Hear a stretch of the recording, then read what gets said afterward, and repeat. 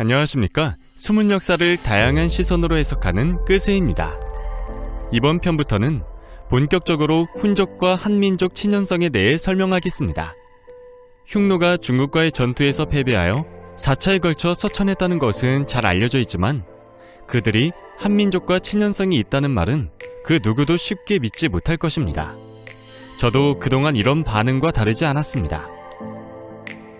에드워드 기본이 서술한 로마 제국 쇠망사에는 훈족의 아틸라가 중국과 대등한 관계로 동맹관계를 맺기 위해 중국으로 사절을 파견했다고 적혀 있었습니다. 하지만 저는 아틸라가 중국이 아닌 신라로 사신을 보낸 게 아닌가 생각했습니다. 당시 중국은 5호 16국 시대를 이어 남북조 시대가 등장하는 혼란의 시기일 뿐만 아니라 외국 사절에 대해서는 철저하게 기록했는데 훈족에 대한 기록은 전혀 발견되지 않으며 로마의 유물이 거의 발견되지 않았지만 신라에서는 엄청난 로마 유물들이 발견되었기 때문입니다. 아틸라가 중국이 아닌 신라로 사신을 보냈다는 주장을 하려면 뒷받침할 증거가 필요한데 프랑스의 작가 모리스 부비의 아잠이 1982년에 발간한 아틸라 신의 징벌이 그 증거입니다.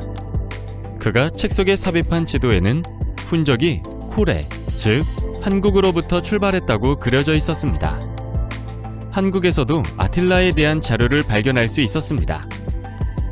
신채우 선생은 1931년 조선일보사의 조선사, 현재 조선상고사로 불리는 글에 다음과 같이 적었습니다. 첫째, 여진, 선비, 몽골, 흉노 등의 본래 아의 동족이다. 여기에서 아는 한민족을 의미합니다. 둘째, 기마민족 국가인 고조선에서 조선족이 분하, 조선, 선비, 여진, 몽골, 흉노 등의 종족이 되었으며 특히 흉노족이 돌궐, 흉아리, 터키, 불란 등의 종족이 되었다. 그리고 북흉노가 흑해 부근으로 들어가서 동코트를 압박하여 유럽의 게르만 민족 대이동을 촉발시켰으며 200여 년 후 흉노 대왕 아틸라가 유럽 전체를 뒤흔드는 원인을 제공했다고 적었습니다. 신채우 선생이 아틸라가 한민족과 연계되어 있다는 것을 확실하게 적은 것입니다. 더욱 놀라운 것은 세계적으로 훈족과 한민족의 친연성에 관한 자료가 계속 발견되었다는 점입니다. 1994년 독일의 ZDF 방송에서 방영된 다큐멘터리 시리즈 스핑크스 역사의 비밀의 잃어버린 고리 찾기에서는 375년 유럽을 강타하여 게르만 민족의 대이동을 촉발케 한 훈족의 근원이 한반도라고 발표했습니다. 그들은 결론의 증거로 세 가지를 제시했습니다. 첫째, 훈족의 이동 경로에서 발견되는 동복이 가야지방에서 발견되었다. 둘째, 훈족은 청동솥을 말의 잔 등에 싣고 다니는데 신라에서도 말의 청동솥을 싣고 있는 기마 인물상이 발견되었다. 셋째, 청동솥에서 발견되는 문양이 한국의 금관 등 머리 장식에서도 많이 보인다는 것입니다. 그들은 세 가지 증거를 훈족과 한민족의 연계성으로 제시한 후 세 가지를 첨가했습니다. 첫째는 훈족의 후예들이 몽골 반점을 갖고 있으며 둘째는 훈족이 특이한 활과 화살을 사용했고 마지막으로 훈족은 편두라는 것입니다. 한국인의 대부분이 몽골 반점을 갖고 있으며 사용한 활 중에서도 세계적으로 유명한 복각궁을 갖고 있는데 훈족도 동일한 활을 사용했다는 지적입니다.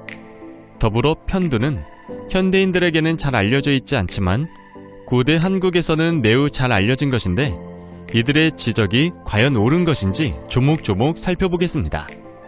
먼저 동복입니다. ZDF 방송의 베렌트 교수가 제시한 첫 번째 증거인 동복은 청동으로 만든 솥인데 기마민족에게는 매우 중요한 상징적인 물건입니다. 훈족은 동복을 말에 싣고 다녔는데 신라 지역에서 발견된 국보 제91호의 기마 인물상도 말 궁둥이에 동복을 실은 모습을 하고 있습니다. 동복은 원래 용도는 정화의식을 행할 때 고기를 삶는 데 쓰는 대형 화분 형태의 동제 용기로 무리 중에서 족장으로 추대되면 동복을 받아 항상 말 안장에 얹혀놓고 다닙니다. 일반적인 동복은 30cm 정도의 작은 항아리처럼 생겼는데 대형 동복의 경우 높이는 50에서 60cm이고 무게는 50kg이 넘는 것도 있습니다. 동복은 흉노의 경로에서 일괄적으로 출토되는데 한국식과 흉노식으로 대별됩니다. 흉노식 동복은 대체로 사진처럼 고배가 있으며 대형인 점이 특징입니다. 김해박물관 등 여러 박물관에서 동복이 전시되어 있으므로 박물관에 가면 주목하여 보시기 바랍니다. 두 번째로 거론된 것이 편두입니다. 편두는 인공적으로 머리를 변형시킨 것으로 고대의 많은 나라에 퍼진 구습으로 흔히 유목민에게 많이 나타납니다. 현대로 보면 기이하게 보이지만 고대에는 보편적인 풍습으로 유명하며 사진은 이집트의 투탕카몽 파라오도 편두입니다. 어릴 때 머리를 돌판이나 목판으로 눌러 만드는 방식이 중국의 전족과 유사한데 편두는 중국과 훈족의 이동로에서 계속 발견됩니다. 특히 훈족의 본거지였던 현재 헝가리 지역인 판노니아 지방에서 많이 보이는데 진화론의 다윈도 아틸라의 훈족이 편두라고 적었습니다. 진수의 삼국지 위지 동의전에 다음과 같이 적혀 있습니다. 아이가 태어나면 긴 돌로 머리를 눌러두어 납작하게 했다. 그래서 진한 사람들의 머리는 모두 편두다. 기록 속의 진한은 3세기 중엽의 진한과 변한, 즉 김해 지역의 가야인이 포함되는데 김해의 가야 예안리에서 편두 인골이 발견됩니다. 학자들이 편두를 주목하는 것은 훈족들이 편두를 하층 계급과 상류 계급의 신분을 구분하는 방법으로 사용했다고 추정하기 때문입니다. 특히 훈족에게는 편두가 발견되지만 흉노에서는 편두가 발견되지 않는다는 기록도 있는 것을 볼 때 흉노가 여러 민족으로 구성되어 있었으며 서유럽을 공격한 훈족의 지배 집단은 편두 습속을 갖고 있었다는 추정이 가능합니다.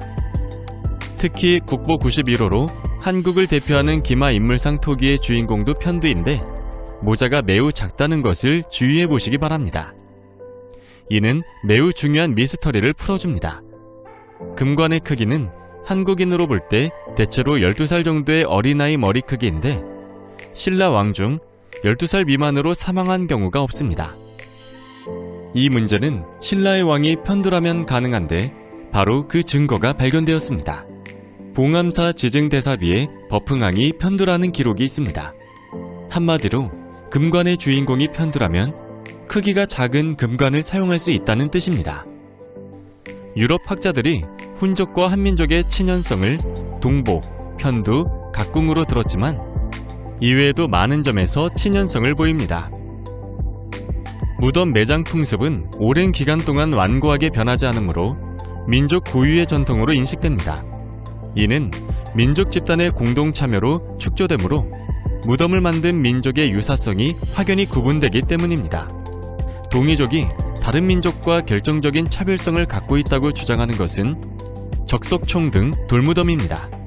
돌무덤은 한민족의 터전으로 인식하는 거의 1만 년 전으로 거슬러 올라오는 홍산 문화부터 부단히 이어진 풍습입니다. 그런데 경주에서 발견되는 적석 목곽부는 북방 기마민족 중에서도 흉노의 전형적인 무덤입니다. 북방 초원 지역에서는 유력자가 죽으면 그가 생전에 살던 통나무집을 돌과 흙으로 그대로 덮어버립니다.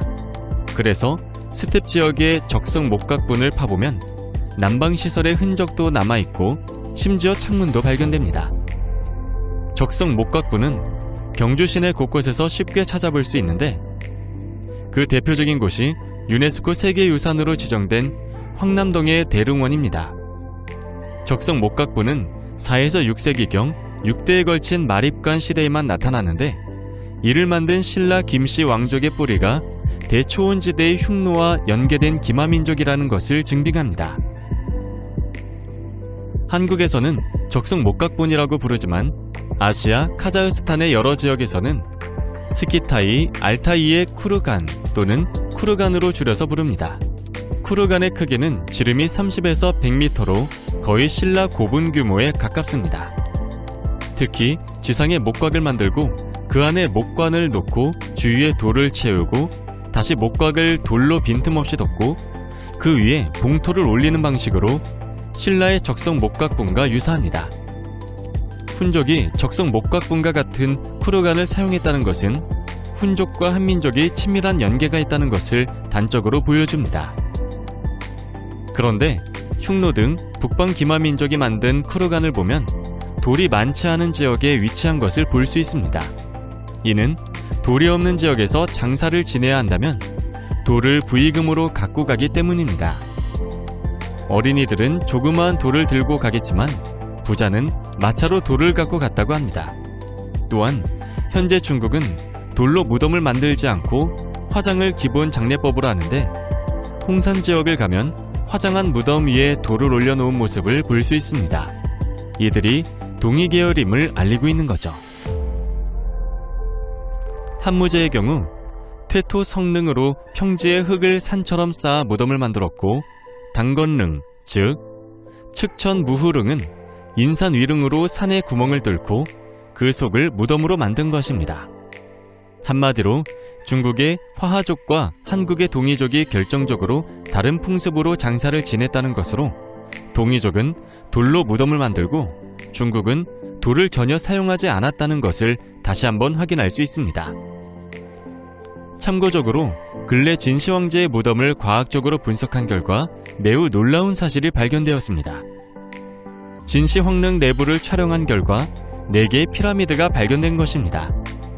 학자들은 진시황제의 무덤이 적성 목각분이라는 것은 진나라가 동이족 계열이라는 것을 의미한다고 설명합니다. 다음 편에 계속해서 한민족과 훈족의 친연성에 대해서 설명하겠습니다.